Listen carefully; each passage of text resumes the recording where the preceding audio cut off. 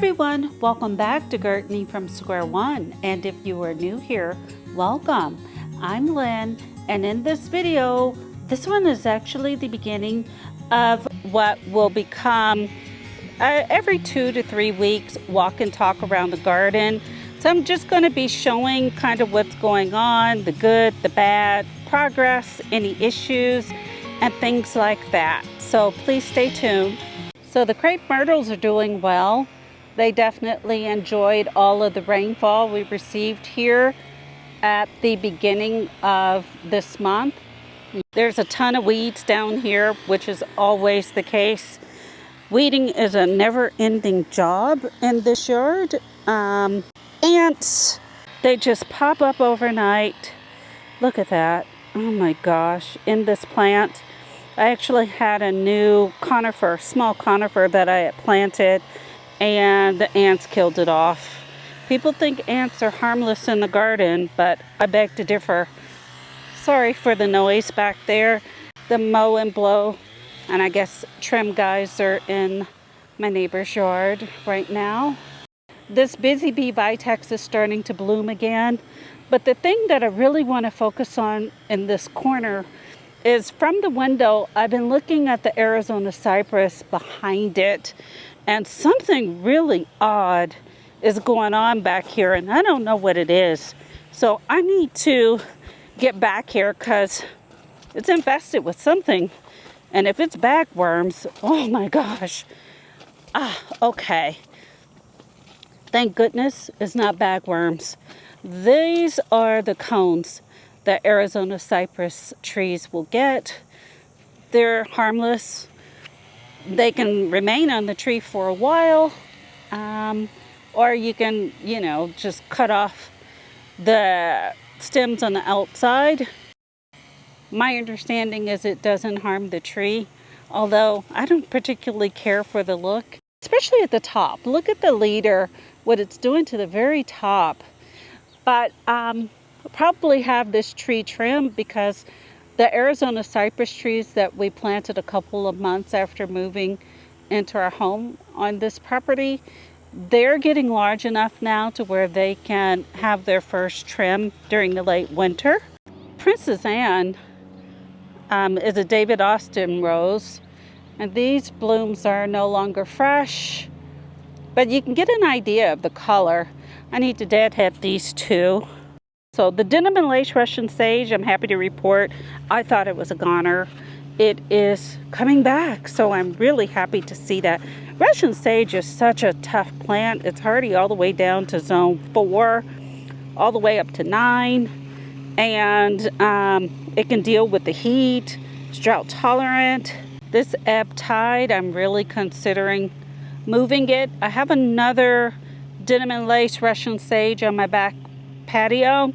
I'm thinking about just making it a full drift of 6. I usually like odd numbers, but sometimes I don't pay attention to that. Fortunately, this Agastaki is showing signs of new growth. I was really concerned about these plants because this area got really flooded. We received 10 inches of rain in a matter of hours. This is a Miss Violet Buddleia. It looks like it's coming back as well after being inundated with rainwater. This Cathedral bells. This has been a great rose here in Central Texas. I planted this one in the fall. It was a bare root, and it has really taken off. It's probably at least 4 feet in height at this point, with beautiful, clear, soft, medium pink blooms. And then I wish you could smell these blooms. Oh my gosh, and look at the one back there. This is the Ancient Mariner, and it has gorgeous blooms on it also. The only thing I have to say about this one is the growth habit is really, really wonky. And I wonder if that's a product of my pruning back in February. Maybe I need to focus a little better on pruning this one properly. Or if it just grows like that, well, oh well, so be it. Having landscape fabric and rocks goes against everything that I believe. I'm definitely one of the people, you want to feed the soil to support great plants, and having the landscape fabric smothering everything is just not ideal, and not being able to add compost to the area is just not the most ideal situation. However, I think this garden, and I tried not putting this here and trying to keep Bermuda out and keeping the weeds down. I even put a 5mm plastic tarp over it, and it seemed like it just created a greenhouse effect. So I really have a conundrum, because sometimes I feel like every weed known to man grows in this yard and in my community. And about the only neighbor that I have that I know of that doesn't have this black landscape fabric, and that's commercial landscape fabric, and in some areas it's doubled. But they use the neem. Their mulch is treated with that herbicide, and I'm trying to be as organic as possible in this garden while trying to cultivate the soil and a good environment for the plants. Over here is where we are going to really start doing some work today. If you look back there, you'll see where the landscape fabric is exposed and the rocks are gone. And what's horrible is there were openings around the plants, just to give it some type of air. And the rocks slid. So all of this, that's pea gravel that slid under the plants here.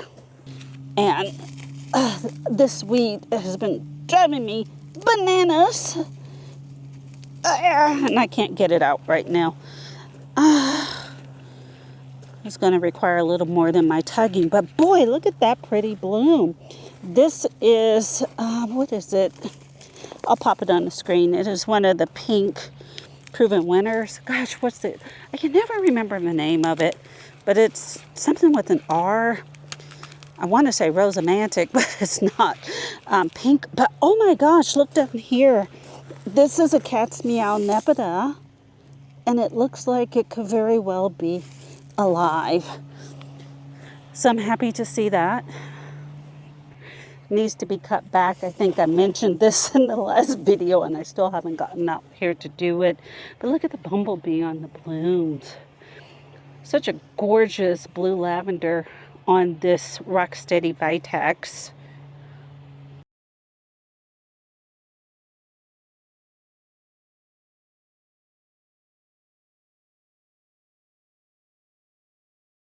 Although this silver lining Artemisia seems to be happy, despite getting shoved around by the pea gravel.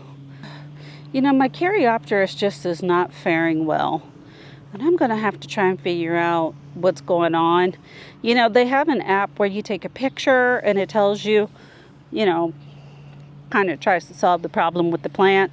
And it will usually say, oh, too much water or too little water. I find it is more productive just to come out here and stick my finger in the soil to see if it's too wet or too dry, and then handle the issue accordingly. I am still trying to get all of this bindweed out of this Crape Myrtle. All of this down here on the ground, I pulled out of this plant. It felt like 200 feet, but it's a lot. I pulled it out, and look down there. There's still more. And I mentioned that I need to just go ahead and limb this. This is a Catawba Crape Myrtle. Look at these gorgeous purple blooms. But I need to just go ahead and limb it up, because just tugging on the vine without getting at the roots and digging it out, it's not going to solve the problem. Oh my gosh. And now it's growing back here again. into my neighbor's yard through this. This is a smoke bush.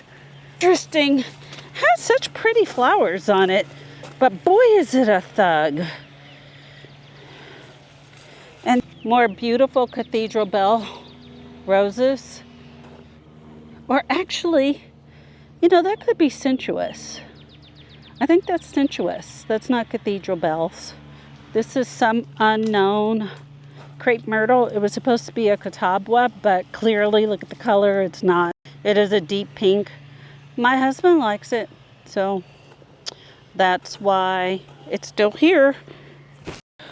These roses need to be cut back. They're not doing so well because I believe they're not getting enough sunlight. But this tree, you see the canopy is dropped down to about 2 feet above the ground. And I cannot walk through this area without running into branches. And so not only are these branches obstructing the, you know, the walk path through here, but these roses in this bed, it's keeping them from getting the sun that they need. And I also have a red bud back there. And I'll show you the red bud.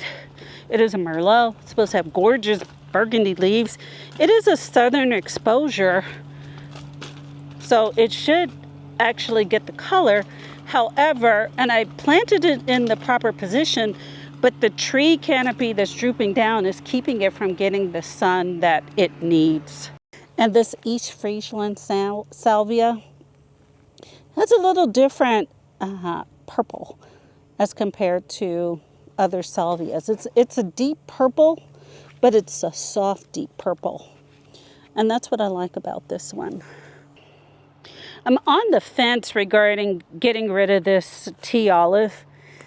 It is starting to take off. And I tell myself, maybe it wasn't the rain that we received earlier this month that is just coming into its own. I love fragrant plants, don't you? And this one is so close to the seating area over here. So I envision this tall 10-foot shrub that I'll limb up as a tree with this gorgeous fragrance and the bolero roses and the purple, blue-purple salvia, and then the seating area to sit there and get whiffs of one thing or another. That's my dream. That's my vision. Clearly, I've been working. You see all the leaves that I've managed to rake up. And the 3 garbage bags are filled with weeds as well. This is my lone survivor, Jack Frost Brunner. I don't know what to do. Thinking, you know, they don't like full sun. They like part shade or shade. And this one obviously is in a position where it's okay. This is a lilac, y'all. This is one of the proven winter lilacs. It goes up to zone 8. I showed blooms in a video earlier. Look at these gorgeous dark green leaves. Okay, they're not perfect, but boy, they're dark green and they're a good size. And this little plant is growing. I'm very optimistic. I feel like if it bloomed in its first year, it's going to bloom moving forward. I planted it last summer and it made it through the summer, so I lost my fear of that. And then here is look at this bloom. It's even larger. This is the white wedding hydrangea that I featured in the last video. This has been blooming for over a month now. So that's going to be it for this walk and talk around the garden. Thank you for watching. Please consider clicking like, subscribe, and notifications. And I hope you have a great day in your garden. Bye.